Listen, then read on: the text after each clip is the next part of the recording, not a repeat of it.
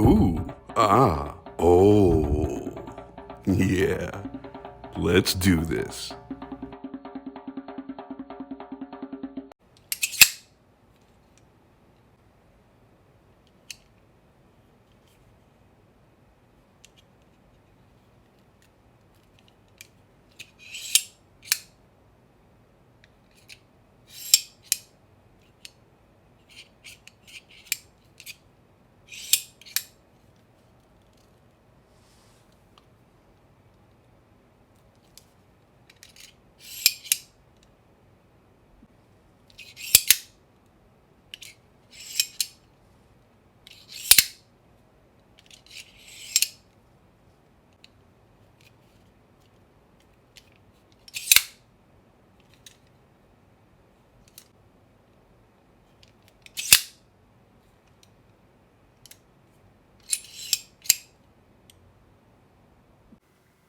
Hey, boys and girls, welcome back once again. I am here today to bring you something, well, quite a bit different from what I've ever brought out before. Now, we've seen flippers, we've seen automatics, both an out the front and side opening. We've seen manual openers, we've seen, well, even slip joints from time to time. But we have never seen anything like this on my channel before. This is the Reate EXO, and it is something, well, the youngins may not remember, but those of us over 40 can remember gravity knives. And all a gravity knife is a blade that comes out the front of a handle without the assistance of a spring. So you're literally using gravity. When you open it up, it either opens or it closes. And this is a unique and different take on that concept. Because what you've got here is not a fully closed off handle. Like, let's think of an out the front automatic knife. You've got that completely closed in handle and the blade comes out from there. That's not the case here. This one, the handle actually opens up. It splits open. It pivots back here. It splits open to unlock, allow the blade to slide out, and then lock back in place. And as long as you're gripping the knife, the blade can't collapse. As soon as you let go of the knife, it deploys or it goes back into the handle. And I'm going to tell you right now, there is a learning curve when it comes to this knife. As you just saw, I just screwed up right there.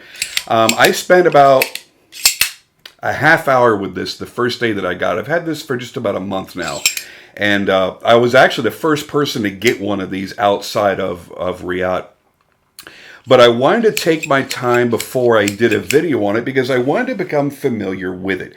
One of the things that I really enjoy is the beauty and the artistry of a balisong, a butterfly knife. And I invested in one many, many years ago. I want to say about 8 years ago. I even bought a custom. I paid like, I don't know, $700 or $800 for a 29 knives custom. It was beautiful. It was bolstered. It was amazing. And within 5 minutes, I realized I was going to cause myself either grave injury to myself or to others. So I boxed that bitch back up and sent it right back.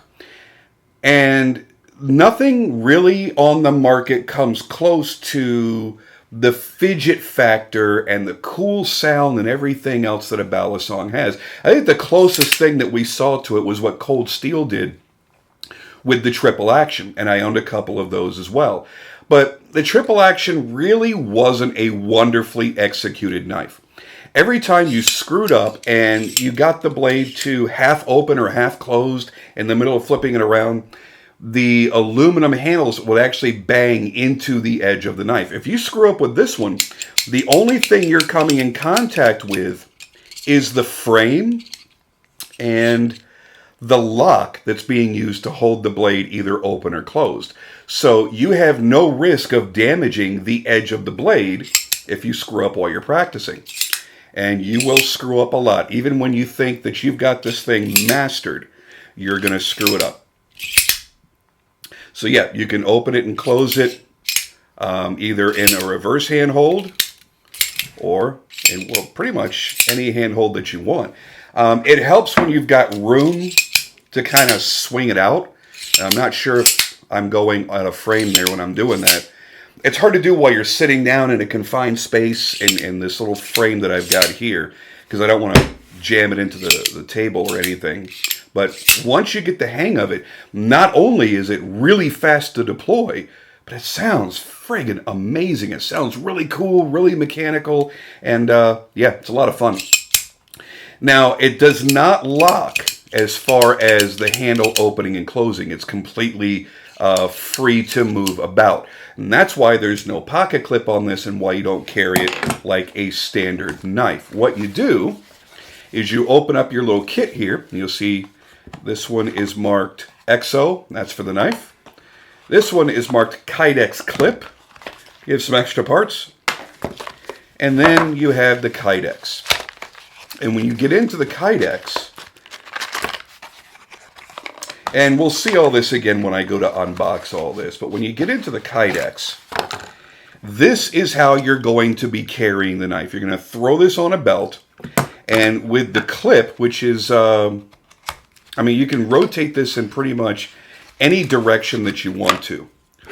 Once you've got this mounted on the clip, you can set it up in any configuration. You can throw it across the friggin' room. Sure, that was loud, I apologize. But you can set it up in any configuration. You can cross draw it, you can have it behind your back, you can have it in front of your crotch, whatever you want to do. Whatever is going to be quickest for you to deploy and get that blade out in a hurry. Now, I'm not certain that this is a knife that I would want to rely on as a second or third backup for self-defense. But then again, it depends on your dexterity. If you're really good with a balisong, you would have no problem in having the confidence in carrying that wherever you go as a backup self-defense item. I always say backup self-defense because a knife should not be your primary self-defense unless you're in some place where you just are not allowed to own and carry guns.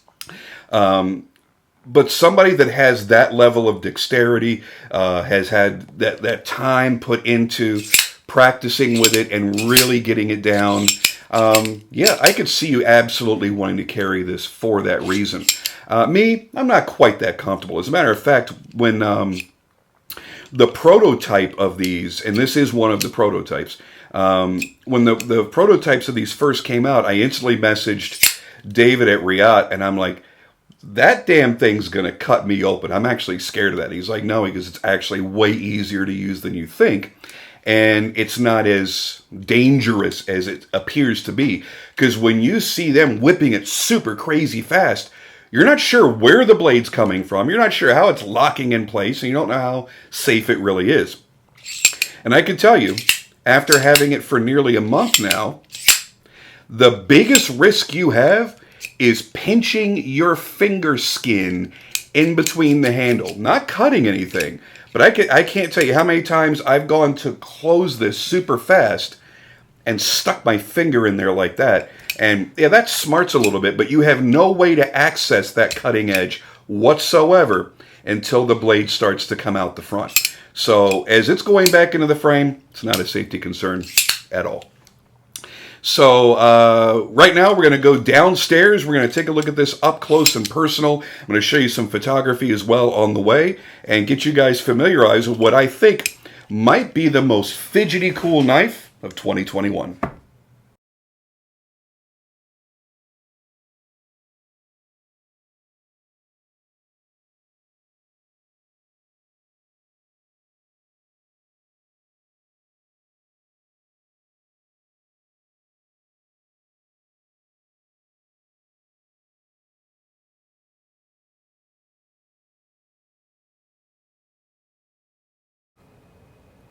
Now, as we spend some time here together, I want you to get an understanding for the size of the knife, how it's going to feel in the hand, and not so much really the action, because I'm not going to have enough room really at this level to really to play with it too much.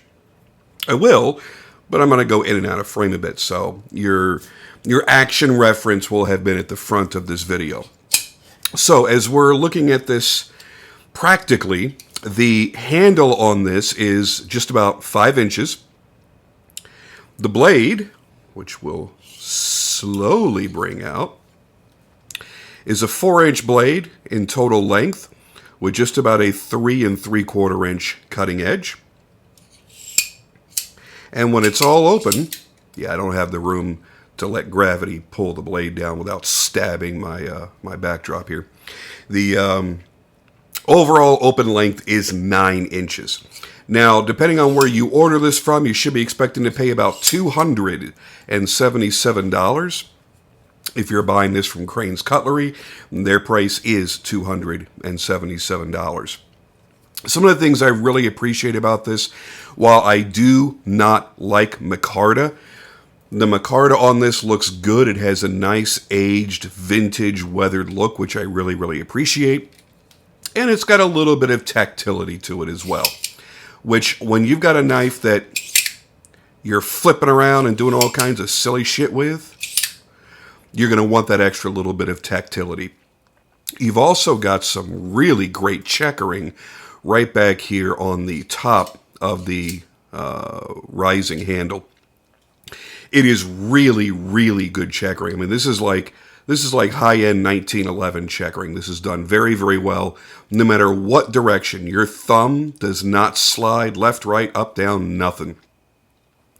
The jimping on the bottom here is also sufficient. Get a little bit of grip there. Not as much as the checkering, but there is a little bit of grip there as well. And I got to tell you, the overall execution, when you look at the finish work on this thing, it really is fantastic. You just look at how this whole knife has been put together. You look at all the beveling, all the machining that's been done in this, and I got to tell you, I'm flat out amazed at the $277 price point. Again, I want to stress the fact that no matter how many times you screw up as you're opening or closing, the handle is simply hitting the lock here. That's it. That's what locks it open, and that's what locks it closed. You are not at risk of ever damaging the edge of the blade by screwing up and opening or closing this too quickly as you're flipping it around. Once you've got it gripped, it's nice and tight. There is a little bit of wiggle, not a lot, but a little bit of wiggle. Less than you would get on a $1,000 out the front knife, I'll put it that way. So you've got very, very little wiggle. Obviously, it doesn't lock up like a G&G Hawk deadlock or something like that, but it's not meant to. It's not at that level. It's not supposed to be. It's also not $1,100 either. But as you see, after you get a little bit of practice in, you still screw up. No, after you get a little bit of practice in, it does get a lot easier. And again, I'm not really able to whip this around and do it as fast as I would like, because I end up going out of frame in order to get the hand motion that's required to do that. Now, we'll talk about the packaging again very briefly. When you open this up, you've got the magnetic flap. Inside will be the boxes. One box is marked EVO, and that's what EXO. Why did I say EVO? EXO, that's what the knife will be in. The Kydex clip obviously is in there. Spare parts are just extra screws and whatnot. You'll probably never need to even go in there. And down in the bottom is going to be the Kydex sheath. So they did a really nice job on the packaging, compartmentalizing everything. Easy to keep it all nice and organized. And this is more or less like a knockoff of a Tech Lock. So you can just clip that right on around. And you can set this up in any configuration to carry however you'd like to carry it. And there are going to be people that are going to want to carry this thing, you know, upside down or at a severe angle or something like that. Try not to stab myself in the hand here. And so you're going to have the freedom to carry it however you'd like to. What else do we need to go over here? Okay, so there's a couple of different inlays. There's the brown and the green. I'm very certain there's going to be other iterations coming down the road fairly shortly. There is a double-edged version. Mine is not the double-edged. This is I don't remember what they're calling it. I believe they're calling it spear point. I'm not entirely certain. which it's not. It's more of a clip point, but regardless. And they might be calling it clip point. I just may be remembering incorrectly. But there's only 2 blade variations as of the release of these, and that is in the double edge or in this version here, which should be called the clip point. To give you close-ups on the mechanism to allow you to see it to work, the pivot, once again, is right back here. So when that handle opens, it's pivoting back there. And the blade very quickly slides in and out. And again, it's being done just through gravity. Nothing particularly crazy. But the engineering of this thing really is pretty damn fantastic. I know someone on my Instagram had mentioned, gee, I wish there was a detent that kept that from being so loose. Well, you want it to be loose because you need it to be able to open very easily. You don't want to take 2 hands to do it by breaking a detent. It's got to be loose. That's the only way it's going to work properly. So unfortunately, that's the nature of the beast. If you're gripping it properly, the blade is never going to move on you. If you're a little loose on your grip, yeah, the handle could move a little bit. You could feel it moving in your hand if you're not holding it properly. So, some care has to be taken, but really no more so than, a battle song. You're going to have to keep the tab closed if you want it to remain locked closed.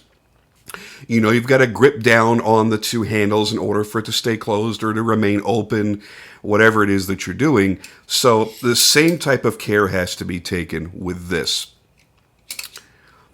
There it is from the backside. I mean, even the hardware doesn't look out of place because it's such a futuristic looking design, having kind of that mechanical look to it by having the exposed hardware and stuff. I think it's pretty friggin' cool. It's a handsome looking knife. You can tell right away from a distance that this is something different than you're used to seeing. If anything, it might be mistaken for an out the front automatic until you see them do that. And you're like, oh shit, what the hell's going on there, man? It's crazy as shit. And it is. It is an utterly insane knife. There is no practical. Don't try to wrap your mind around the practicality involved in this design. There is no practical purpose for this knife. I do highly suggest you follow Exoskeleton Knives over on Instagram. That is the originator, the creator of this design. And his design was picked up by Reate to make this production version. But there's no practicality to it, man. It's cool. It's a different method of deployment. It's not a flipper. It's not a thumb stud opener. It's not an automatic. It's something that might be lacking in your collection. As I mentioned in the intro, those of us that are old enough remember gravity knives. And what they basically were was an out-the-front automatic with no springs in it. And you would flip up, in the original paratrooper versions, you would flip up the switch, and that would give it its spring tension, and then you would push it. It would unlock the blade. You'd bring it upwards to retract the blade. You'd flip it downwards to open up the blade. You'd let go of that button, and you'd flip it back down to lock it in place. And that was it. And that was something that in the 70s and the 80s, a lot of us grew up seeing. Maybe, your old man had one, or you saw it in the back of a Soldier of Fortune magazine or something. And that really is, I believe, the most popular version of a gravity knife that most people are going to remember. And I haven't really seen any innovations to gravity knives, at least in the last, 12 or 15 years that I've been active in collecting high-end knives. So I really appreciate the fact that I just knocked my camera all over the place. Let's try that again.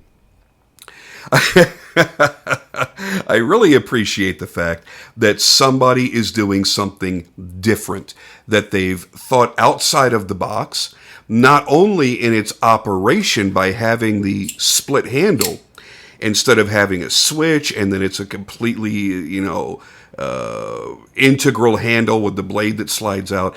They've done something different with the split handle. They've done something different with the way that the blade locks into place, both open and closed. and also in the way that it was designed. It's attractive looking, whether it's open or closed. And that, I understand, is subjective. I may think it's attractive. You might think it's ugly. But there's no arguing that a great degree of time and design work went into this. Now, I did also see another comment, I believe it was even yesterday on my Instagram.